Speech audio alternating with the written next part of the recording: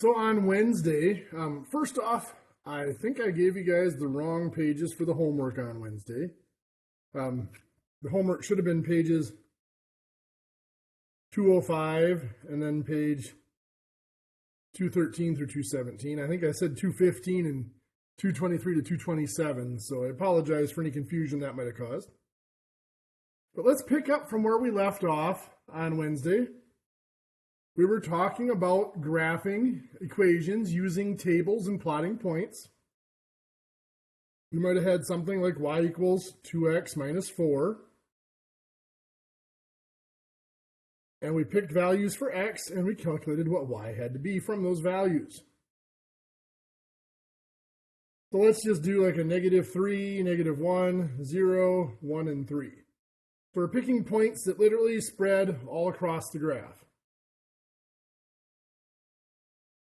And I'm going to go ahead and put some more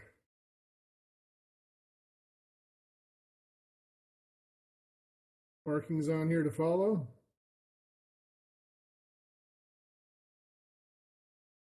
Okay, so if x is -3, y equals 2 times -3 minus 4. Well, 2 times -3 is -6, minus 4 is -10. So if x is -3, y is -10, giving us that ordered pair -3, -10. X is -1, y is 2 times -1 minus 4. 2 times -1 is -2, minus 4 is -6. So -1, -6 is the ordered pair for that. And we keep going. I'm not going to do all of these here, but y equals, when x is 0, y equals 2 times 0 minus 4, or just -4, so 0, 4. And we go to plot these on the graph. We've got -3, -10, which is going to be down here. -1, -6 will be somewhere in there. 0, -4, somewhere in there. If I were to keep going, oops, I didn't want to do that. If x were 1, y would be 2 times 1 minus 4, or 2, giving us the point 1, 2, or 1, -2, I should say. So 1, -2 would be there. And we can see if I had done this to scale, those points do form a line going across our graph. So we'll draw our line through it. We may have had things like y equals x squared plus 2x minus 8. So again, let's pick values for x and calculate their values for y. We had -3 for x. Y equals -3 squared plus 2 times -3 minus 8. Well, -3 squared is 9. 2 times -3 is -6. Minus 8 is a -5. So that gives us -3, -5 is that ordered pair. We do -1. Y equals -1 squared plus 2 times -1 minus 8. -1 squared is 1. 2 times -1 is -2. Minus 8 is -9. So we got -1, -9. We'll do one more point here. Let's do 0. If x is 0, y equals 0 squared plus 2 times 0 minus 8. That's just going to be -8. So 0, -8. Now if we plot those points on the graph, we'll do those in green. We got -3, -5, somewhere in here. -1, -9 is going to be down here. 0, -8. Well, the first thing we can tell is it's not a line, but we can't tell what shape it's going to be yet. So we might want to look at what happens in between here and then what happens over here. So let's try -2 for x and a +1 and see what comes from those. So if x is -2, y equals -2 squared plus 2 times -2 minus 8. Well, -2 squared is 4. -2 times -2 is -4. Minus 8 is going to be a -8. So it's a -2, -8. That gives us a point right here. Makes sense. Opposite this point over here. And let's try the 1. So if x is 1, y equals 1 squared plus 2 times 1 minus 8. 1 squared is 1, 2 times 1 is 2, minus 8 is negative 5. That's a 1, negative 5. That's going to give us a point right here, 1, negative 5. And we see that it makes this kind of a looping shape like that. That was called a parabola.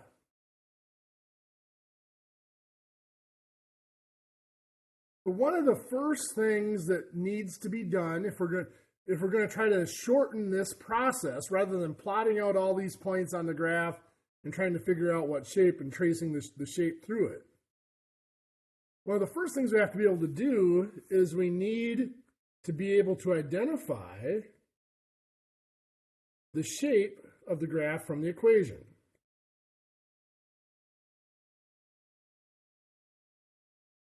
And there are some really simple things from the equation,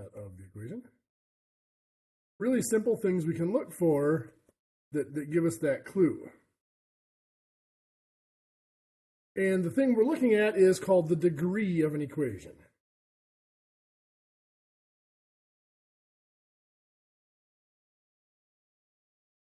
So when we're looking at an equation, obviously there's variables in it. We talked about dependent and independent variables. So what we're looking at here is the dependent variable.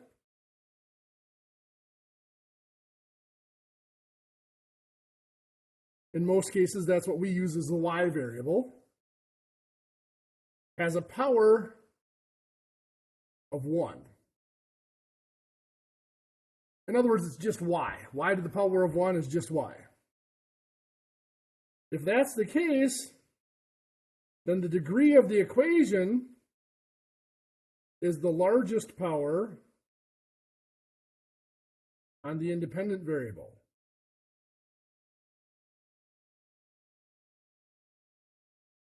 Remember, the independent variable is the x in most cases. So up here, both of these equations have just y in them, y to the power of 1.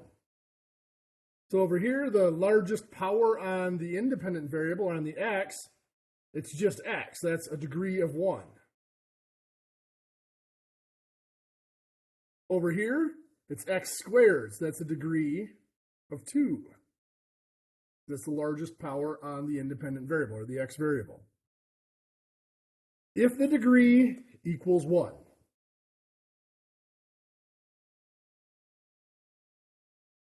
then the shape of the graph is going to be a line. It's what we call a linear equation. If the degree equals 2, the shape of the graph, as we saw up above, is a parabola. Degree equals 3, it's what we call a cubic curve. And there's all sorts of other shapes as we go up through there.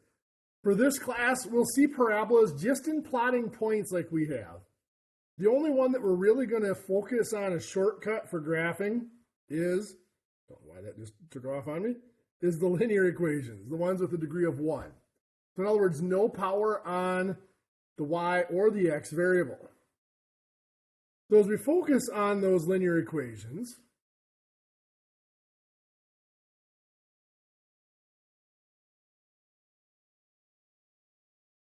remember, to be a linear equation, we have to meet these qualifications. The dependent variable of the y variable has a power of 1, and the largest power on the x variable is also a 1. So if we look at an equation like y equals 3x plus 7, that's a linear equation because y has a power of 1 and x has a power of 1. The one that a lot of people struggle with, there's a couple of them. One would look like this. Y equals 5. That's actually a linear equation because y has a power of 1 and there is no power of x larger than 1. Even though there is no x at all, this would technically be a 0-degree equation. The power of x is not larger than 1. So it's still going to form a line. Y equals 5 squared minus 2x is still a linear equation. Again, y is just y. It's a power of 1 if you wanted to think of it that way. And x is a power of 1. There's no higher power. A lot of people see this squared here and they panic, thinking that's not going to be a line, but the squared is on the 5. That's really the same as just saying 5 squared, which is 25, saying y equals 25 minus 2x. Is really all that's saying. So let's look at some shortcuts. Now that we can identify a linear equation, let's look at some shortcuts for graphing a linear equation. So I'm going to put a two-dimensional graph up here.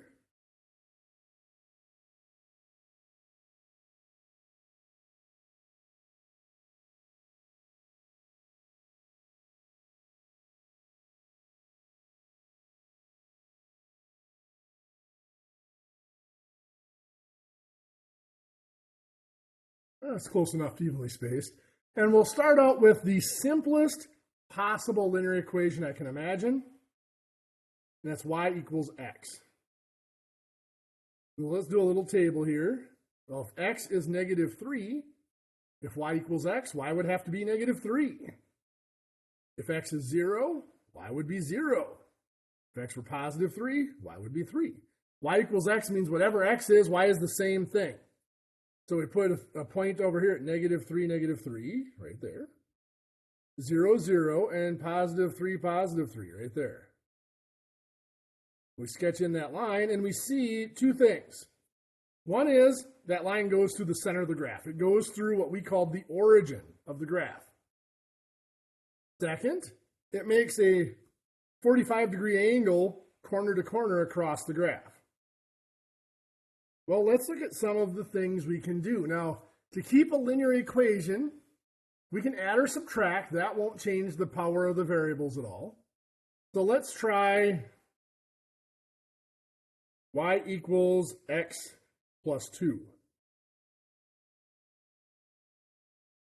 So I'll make a little table over here, x and y. And let's stick with the good ones that have been working for us. So if x is negative 3, x plus 2, negative 3 plus 2 would be a negative 1. If x is 0, y would be 0 plus 2, or 2. If x is 3, y would be 3 plus 2, or 5.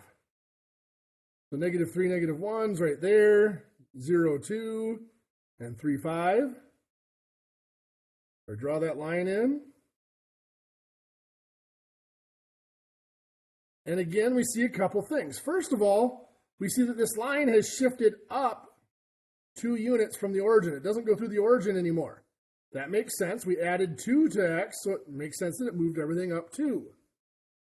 The other thing we notice is it goes at the same angle across the graph as the other line did. So that we'll look at things to change that angle in a little bit. But if y equals x plus 2 moves the line up 2 spaces, let's look at y equals x minus 3. Put in values of x and y. If x is negative 3 minus 3, y would be negative 6. If x were 0, 0 minus 3 would be negative 3 for y. If x were positive 3, y would be 3 minus 3, or 0. So we've got negative 3, negative 6, 0, negative 3, and 3, 0. We sketch our line through them. And we see that the exact same thing that we expected to happen did here. Over here, x plus 2, it moved it up 2 spots from the origin. Here, x minus 3, it moved the line down 3 spots from the origin. So adding or subtracting to our x just moves the line up or down from the origin. It keeps the angle the same. Well, let's look at something like y equals 2x. And see what that does. Well, if x is negative 3, y is 2 times negative 3, or negative 6. X is 0, y is 2 times 0, or 0. If x is positive 3, y is 2 times 3, or positive 6. So we got negative 3, negative 6, 0, 0. We're back going through the origin, and 3, 6. So we can see this line is back going through the origin. What has changed is the angle going across the graph is steeper than what it was before. So multiplying the variable, multiplying x in this case, makes the line steeper than what it was. It only makes sense that to make it shallower, we would divide. Let's try something like y equals x divided by 3. Now in algebra, we tend to shy away from actually doing division. And so what I'm going to do is instead of dividing by 3, I'm going to multiply by the reciprocal of 3. So I'm going to multiply by 1/3. So y equals 1/3 x is the equivalent of y equals x divided by 3. So now if x is -3, 1/3 times -3, y would be -1. If x is 0, y is 1/3 times 0, which is still 0. And if x is +3, y is 1/3 times +3, or 1. So we got -3, -1, 0, 0, and 3, 1. There's our line going across there. So dividing makes it a shallower angle. Well, you'll notice all of these lines as they go across the graph, as we move left to right, they go up. These are what we refer to as increasing lines.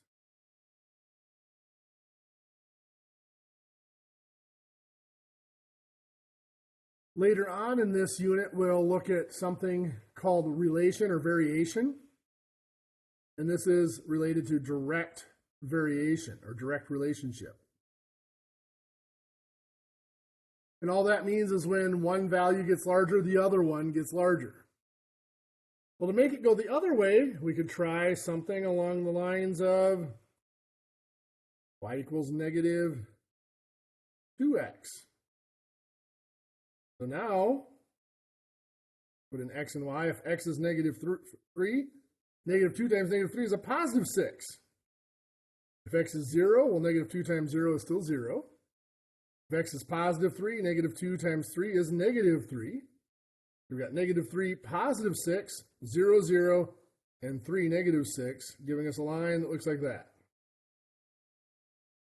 So that, of course, is a decreasing line.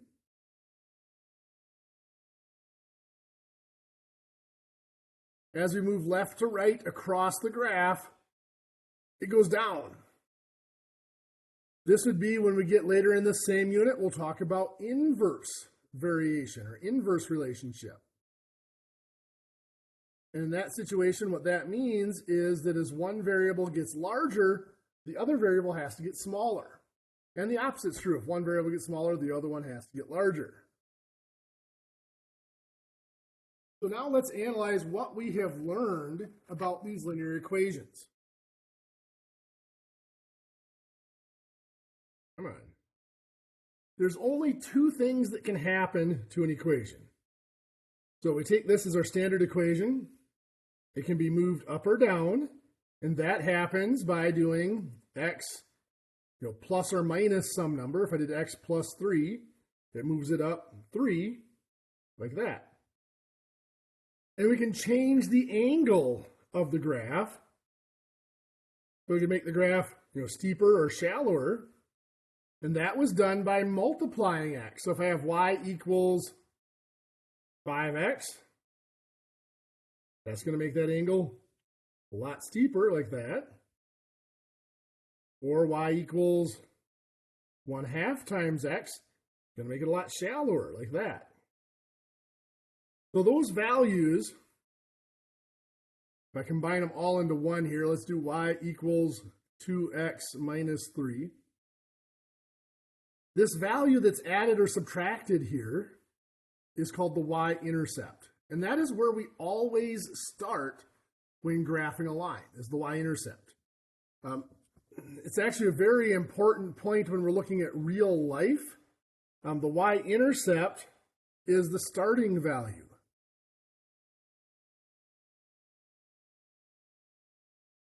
It's where the independent variable, or the x variable, equals 0. So in many of our equations, relationships that we're going to look at, the independent variable is going to be time of some sort. whether it's the time of day or hours or minutes from a start, that's going to be our independent variable. So the y-intercept is what the value is when we start the time, at time equals 0. This number that multiplies the x, that multiplies our variable, that changes the angle is called the slope. Now, slope is actually a ratio. It is rise over run. Now, we look at 2, and it doesn't look like a ratio, but it really is. We can make it 2 over 1. So it looks a little bit more like the ratio it is. The 2, then it means we would go from our starting point that we have found, which we found the starting point with the y-intercept. We go up to, then the 1 tells us to go over 1. Now, when we say go over, just like reading a book, that is left to right.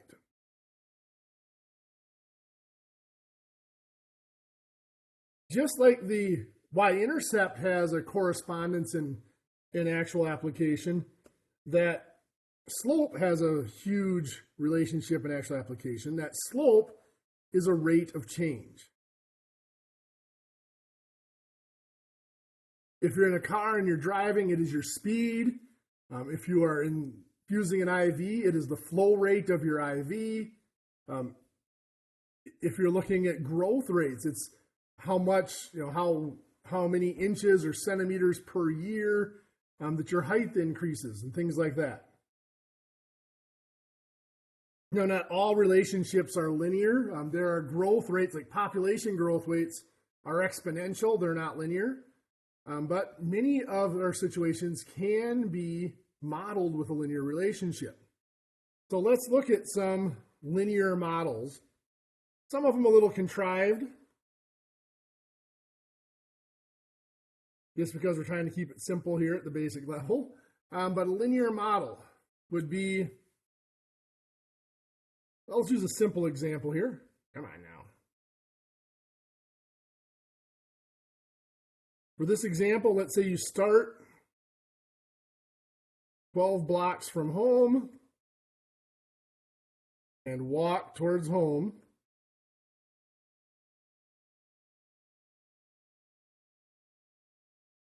At a rate of 2 blocks per minute.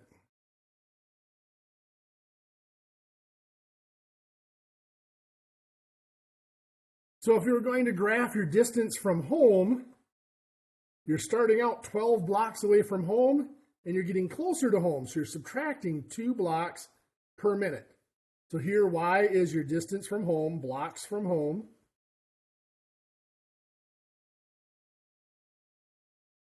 And x is your minutes walked. Remember, we said that independent variable is often going to be a time factor. Another example. From the engineering side of me, I have to do this. We look at the elastic modulus of cables. Cables that are used for suspending a bridge or whatever. A cable starts at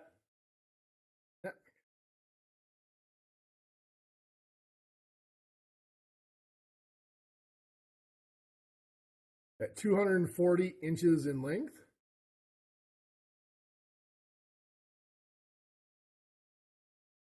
And stretches 1/4 inch for every 100 pounds of load, of force. So what this is saying is if y is the length of the cable,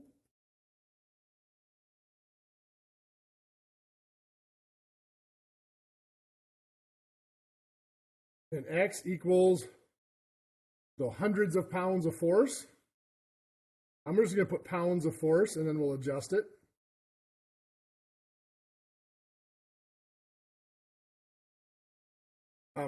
So we're at a starting point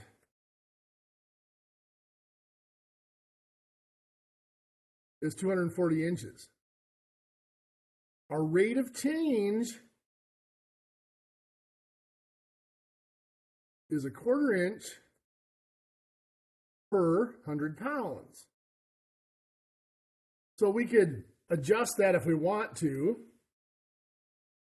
1/4 inch per 100 pounds would be 0.25 divided by 100, which is going to be 0.0025. We'll take the units out. So our equation becomes y equals, we're starting out at 240 inches, and we're adding a length of 0.0025 times x for every pound of force that is put on it's hung from that cable. Well, let's look at some shortcuts now. Now that we know what those pieces of the graph mean, let's quickly graph some examples here. So we'll start with a simple one, y equals 2/3 x minus 4. So here, the minus 4 means that from the center of the graph, we start out by going down 4. That's our y-intercept. That's where this graph starts at, 4 units down from the origin. And the 2/3, remember, is a slope. That's a rise and a run. So the rise is the 2. So from there, we go up 2. And the 3 is a run. So then we go over 1, 2, 3, giving us our second point. And our line goes through those 2 points. Now let's do another equation here. Let's do y equals 2x plus 1. So here we start out 1 unit above the origin, because of the plus 1.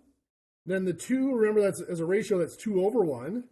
So from that point, we go up 2 and then over 1, get our second point. Now those points are kind of close together. If we want to get more points out there, we can go from this point, we can go up 2 again and over 1 again, get a third point if we like, and we can keep doing that if we want. I'm just going to go ahead and draw the points in there now. That gives us that line. We might have y equals negative 3/4 x plus 5. So here we start out at positive 5. So 1, 2, 3, 4, 5. That's our starting point. Now our slope of negative 3/4. We can handle that one of 2 ways. A negative 3/4 can be thought of as negative 3 over positive 4, or is positive 3 over negative 4. A negative divided by a positive is a negative divided by a negative is a negative. We cannot think of it as a negative 3 over negative 4. That's not the same. A negative divided by a negative would be a positive. That would not be a negative 3/4. So if I think of it this way, I mean from this point I would go down 3 because the rise is negative 3 and over 4 to get to the next point. My line would go through there. Or if I thought of it this way, it would mean from this point I went up 3 and back 1, 2, 3, 4. Well, we'll notice either way, it's the same line. We're putting different points on there, but the line still goes through the same points. Now we might have y equals negative 2 plus 1/2 x. So here we switched up the order. We get used to seeing those equations in that standard form where we call it y equals mx plus b, where m was the slope and b was the y-intercept.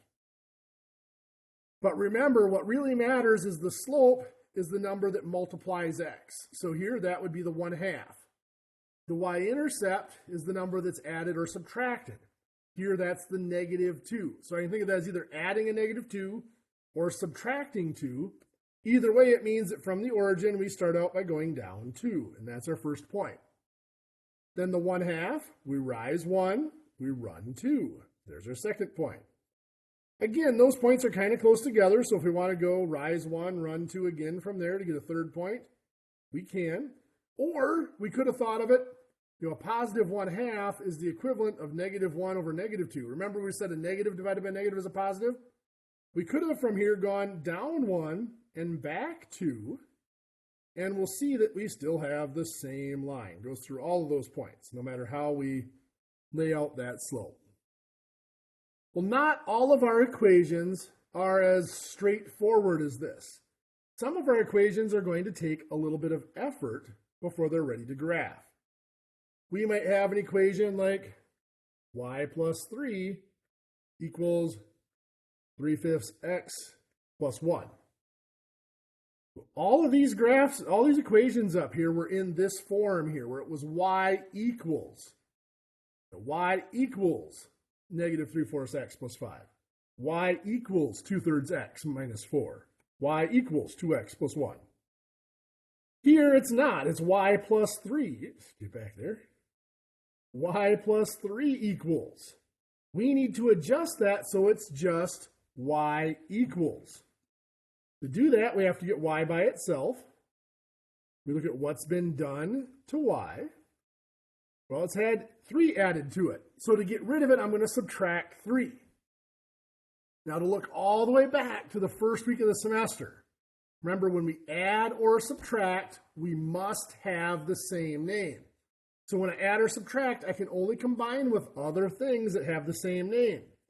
So if I subtract 3, get back here, subtracting 3 from this side, the only thing over here I can subtract 3 from, remember that's really 3 ones, is I have 1 1 over here, so I can subtract from that. So on the left side, that cancels out, that 3 is gone. I have y equals. Well, I didn't do anything to the 3/5 x. Then at a positive 1 minus 3 is a negative 2. So now I start out graphing at negative 2. 3/5 means I go up 3 over 1, 2, 3, 4, 5. There's my second point. My line goes through those points. Or we might have 3y equals 6 minus 2x.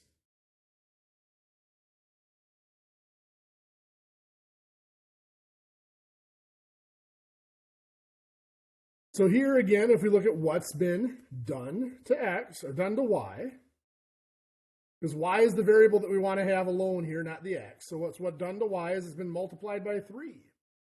So to take that apart, we're going to have to divide by 3.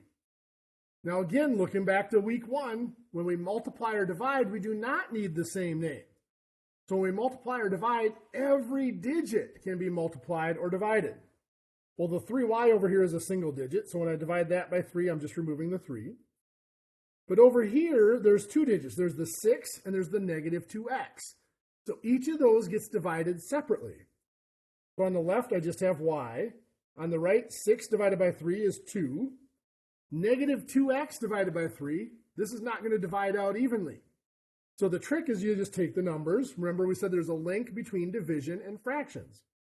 So negative 2x divided by 3 becomes negative 2 over 3, or negative 2/3, times x.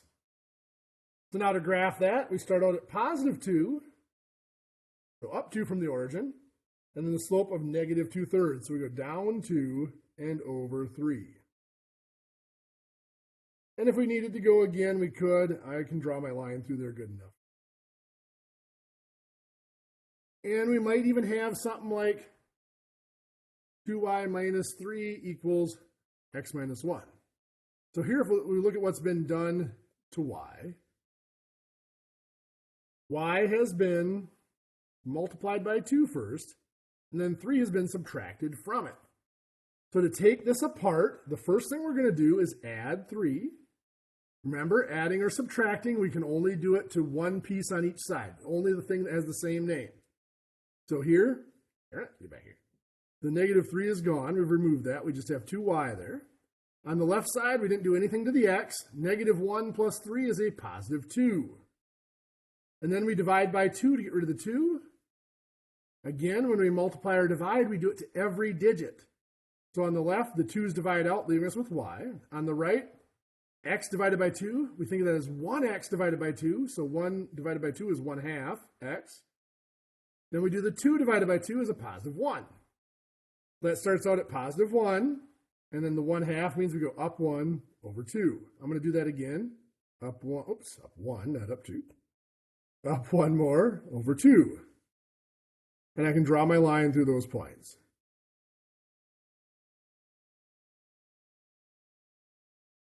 Well, we can run into an equation like this. 3x plus 2y equals 6.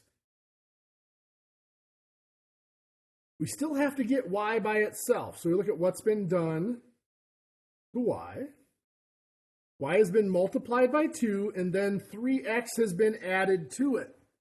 So a lot of people get confused now that x is over on the same side as the y, but the x is just part of, it's a unit with that 3. It's a 3x that's been added. So to take this apart, we start by subtracting 3x.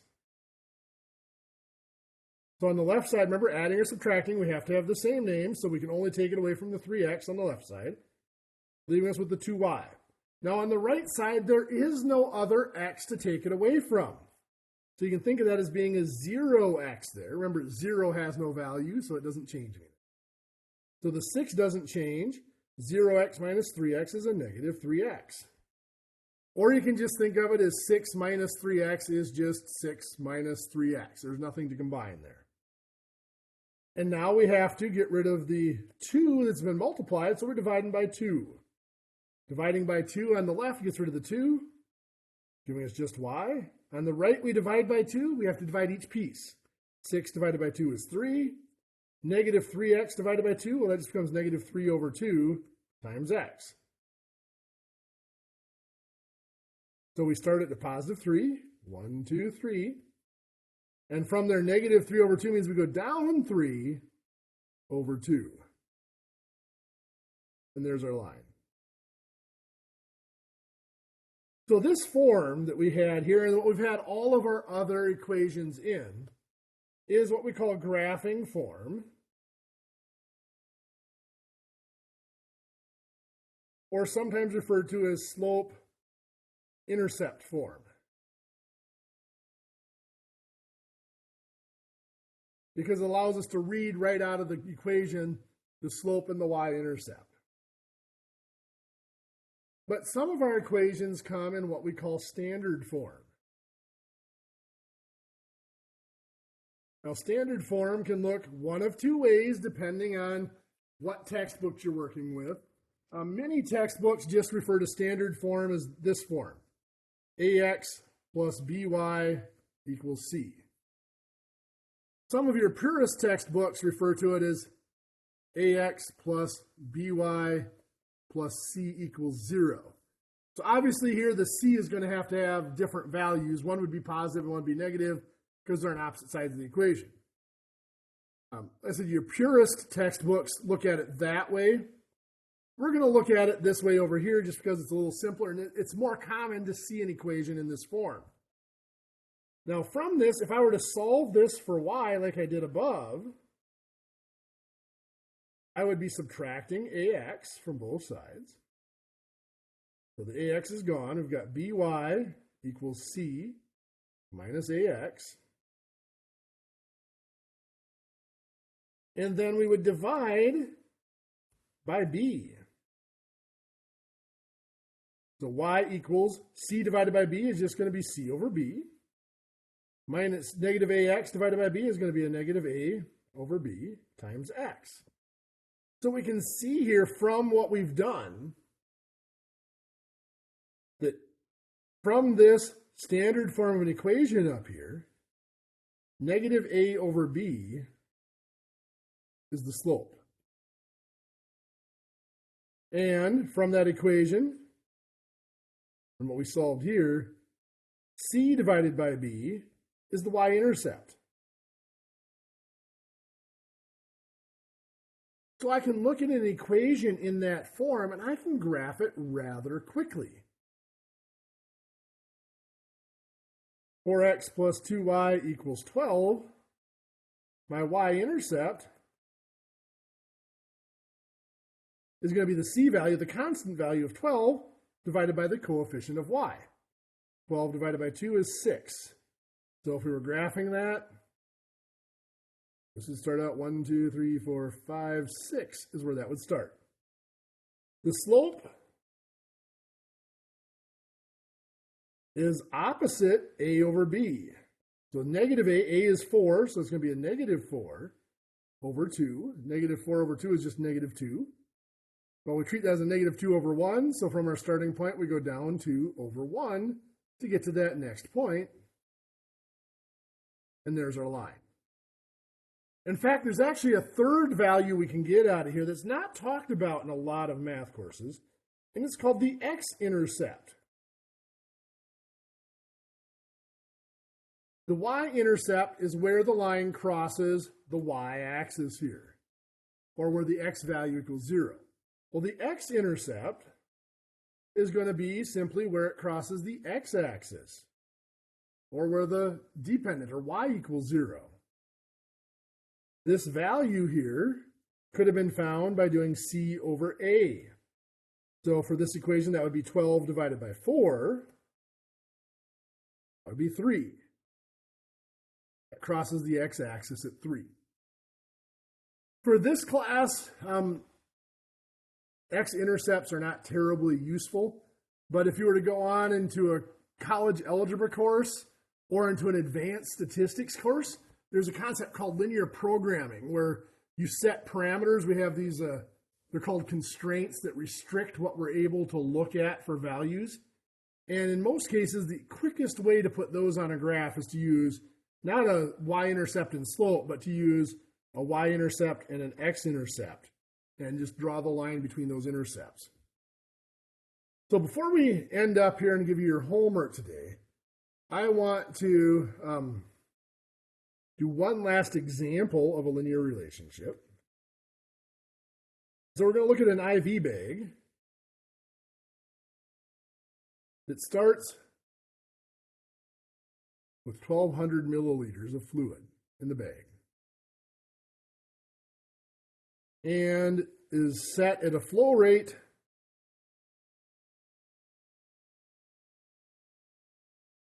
of 5 milliliters per minute.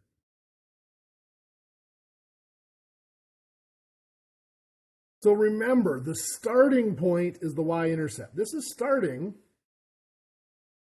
at 1,200 milliliters. The slope is the rate of change. Well, our flow rate, says rate right in it, is a rate of change. For every minute of elapsed time, we're being reduced by 5 milliliters. So when we make a graph for this, one of the things we have to worry about is scale. So remember we said time is usually the independent variable, so that's going to go on bottom here. And we have to decide if we're going to go minutes or hours. I'm actually going to go in hours down here, because otherwise, going in minutes, we would never get far enough out on the scale to get this down to 0. So that means the volume in the bag is going to go over here. Well, we have to get up to 1,200. So when we do this, we have to make sure our scale allows us to get up to 1,200. So I'm going to do 1, 2, 3, 4, 5. That's 500 milliliters. I'm going to put just in milliliters here so that we don't have to label everyone here. 6, 7, 8, 9, 10, that's 1,000 milliliters. 11, 12, there's my 1,200. Or right there. I'm going to label that 1,200 just because I'm going to need that point. Our line's going to start at that point. Now down on bottom, I want to make sure I go far enough out that this gets down to a volume of 0. At 5 milliliters per minute,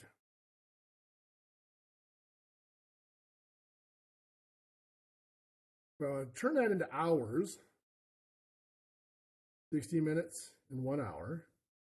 The minutes cancel out, that becomes 300 milliliters per hour. 1,200 divided by 300 is going to be 4 hours. So I have to get to at least 4 hours down here. So I didn't get that very uniform at all. Let me try that again. A little bit closer. So 1, 2, 3, 4 hours. I'm going to put some points in between here. So I'm going to mark this actually at every quarter hour or every 15 minutes.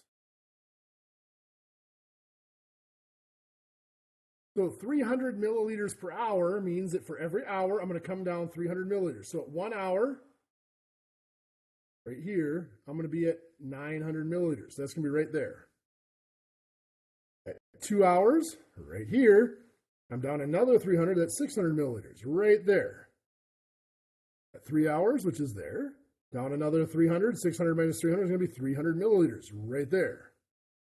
And at 4 hours, I'll be at 0 volume. So my line goes across there.